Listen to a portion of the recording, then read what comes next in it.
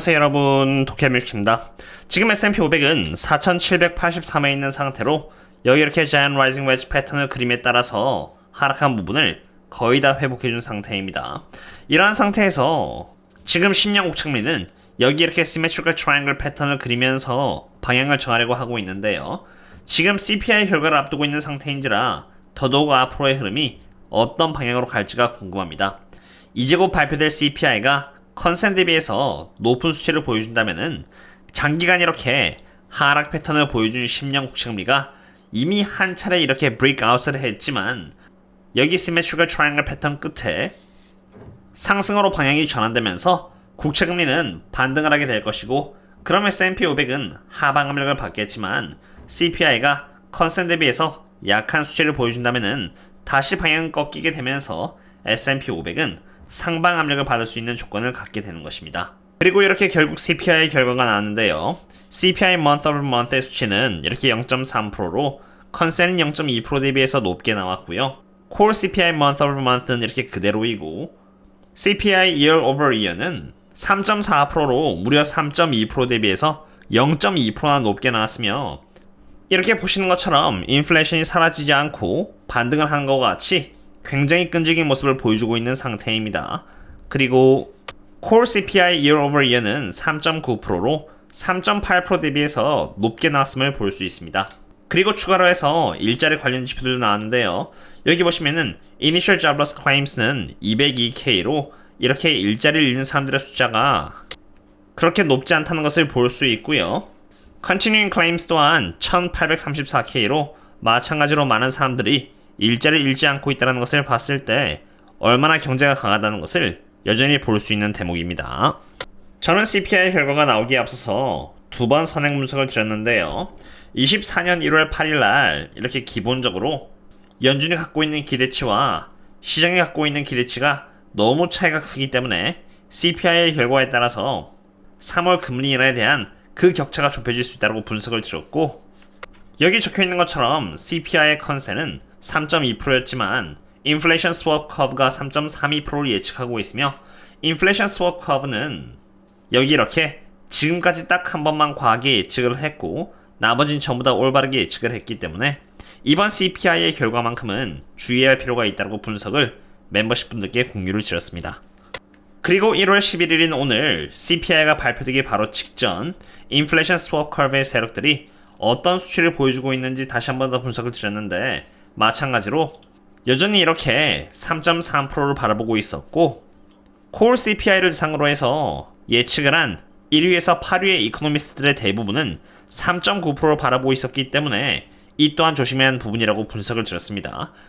어쨌든 높은 CPI 수치가 나왔고요. 이에 따라서 여기 10년 국채금리는 결국 시메트리컬 트라이앵글 패턴에 따라서 이제 상승하려고 하는 듯한 흐름을 보이려고 하고 있습니다. 아까 영상 초반에 말씀을 드렸듯이 10년 국채금리가 반등을 하게 되면은 S&P 500은 이러한 패턴에 따라서 하방 압력을 받게 되어 있습니다. CPI에 대해서 더 깊게 분석해서 보여드릴 부분이 더 많은데 나머지 부분들은 멤버십 분들 상으로 공유드리도록 하겠고요. 이제는 다음 지표를 보겠습니다. 지금 현재를 기준으로 바라봤을 때 이미 S&P 500은 꼭대기에 가까운 위치에 있다고 판단이 됩니다. S&P 500이란 지수만 바라봤을 때는 어디가 고점인지 가늠하기가 굉장히 어렵지만, 여기 보고 계시는 One Month Correlation Index의 수치와 S&P 500의 상관관계를 바라보면은 어느 정도 그것을 가늠할 수 있는데요. 잘 보시면은 지금 One Month Correlation Index는 12.06에 있는 상태로 지난 5년이란 기간 동안 평균적으로 One Month Correlation Index의 수치가 12.06 언더로 잡힐 때마다 S&P 500은 꼭대기를 거의 대부분 갱신해 주었다는 것입니다. 예를 들어서 23년 하반기 때 12.06을 찍자 단기적으로 고점을 찍고 이렇게 주가가 하락을 하였고요. 22년 초에도 마찬가지로 이렇게 고점을 찍고 하락을 했으며, 21년에도 아주 짧게 고점을 찍고 하락을 했고, 그 다음이 바로 2019년인데 그때도 마찬가지로 이렇게 고점을 갱신하고 하락을 했다는 것을 볼 수 있습니다. 그리고 그 이전을 보시면은 마찬가지로 2018년에도 이렇게 고점을 찍고 하락했고요.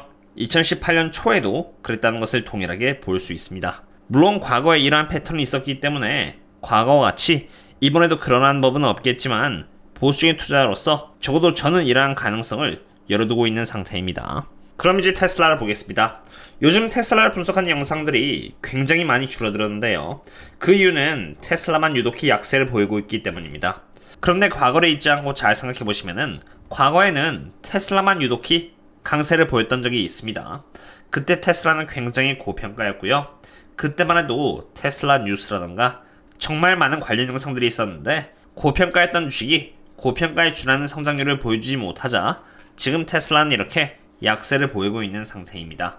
그리고 지금 뉴스는 테슬라가 아니라 이제는 AI가 대부분인 상태입니다. 항상 그렇지만 기업이 고평가를 받으면은 고평가에 준하는 성장률을 보여줘야 하는데 사실 어떤 기업이든 높은 성장률을 꾸준히 보여주는 것이 굉장히 힘듭니다. 그러한 이유에서 테슬라는 조정을 받고 있는 상태이고요. 많은 분들이 한때 테슬라가 떨어지면은 전 재산을 팔아서 오래 산다는 분들도 많으셨는데 고평가했던 이 주식이 이제는 적정 주가를 향하고 있는 상태에서 과연 사람의 마음이 그대로 유지가 될지 의문입니다. 어쨌든 테슬라의 경우는 제가 이렇게 보여드렸던 것처럼 bearish engulfing 패턴을 만들고 제가 그린 엘리엇 웨이브 5파동의 방향을 이어나가고 있는 상태이고요. 이처럼 테슬라의 프라이스 도 CF는 여전히 54배로 영업현금 흐름 18% 대비해서 너무나도 고평가입니다. 테슬라에 있어서 프리미엄을 고려하더라도 적정 주가는 약 190달러 정도로 20% 정도 고평가되어 있는 상태입니다. 물론 저는 테슬라가 솔직히 190달러까지 갈지는 모릅니다. 하지만 테슬라가 190달러가 된다면은 저평가가 된다라는 투자 기준을 갖고 있고요. 테슬라를 산다면은 테슬라의 옵션이라던가 주도주 섹터 현황, 그리고 차트 등 제가 갖고 있는 블룸버그 터미널의 모든 데이터들을 이용해서 가늠을 해본 뒤에 분할 매수를 해나가면서 평단가를 잡아나갈 예정이며 밸류에이션이나 펀더멘탈적으로 좋은 위치가 온다면은 당연히 저희 멤버십 분들께 바로 제가 말씀을 드리도록 하겠습니다. 그리고 블룸버그 터미널을 이용해서 테슬라에 관련된 모든 뉴스들을 한번 점검해보고자 하는데요. 그 중에서도 눈에 띄는 뉴스는 여기 두 개로, 하나는 허츠가 전기자동차 2만 대를 팔아버리고 다시 내연기관차를 사겠다는 부분이고요. 또 하나는 테슬라가 근로자들을 대상으로 해서 임금을 올리겠다는 부분입니다. 중고차 회사 허츠가 어떤 이유에서 전기차 2만 대를 매도하기로 했는지 보시면은 여기 CEO에 의하면은 전기차의 수요가 생각했던 것만큼 강하지 않았다는 부분으로 이것은 전기차 시장에 있어서 좋은 부분은 당연히 아니고요. 임금을 올려달라는 노동조합에 의해서 테슬라가 임금을 올려주게 되었는데 당연히 테슬라의 재무제표상 좋을 리는 없는 소식입니다. 그럼 이제 마지막으로 주도주 섹터의 로테이션 현황입니다. 이 지표는 제가 저희 멤버십 분들께만 공유드리는 지표로 내가 투자하고 있는 기업의 섹터가 어디쯤인지를 파악하고 보수적으로 투자를 할지 말지의 판단을 도와주는 부분인데요. 테슬라는 여기 컨슈머 디스크레션에 있는데 가장 안 좋은 섹터인 레깅 부분에 있는 상태입니다.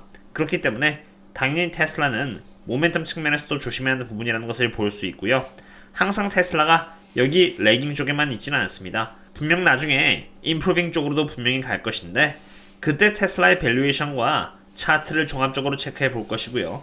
그때 좋은 대응을 할 수 있도록 서포트를 하도록 하겠습니다.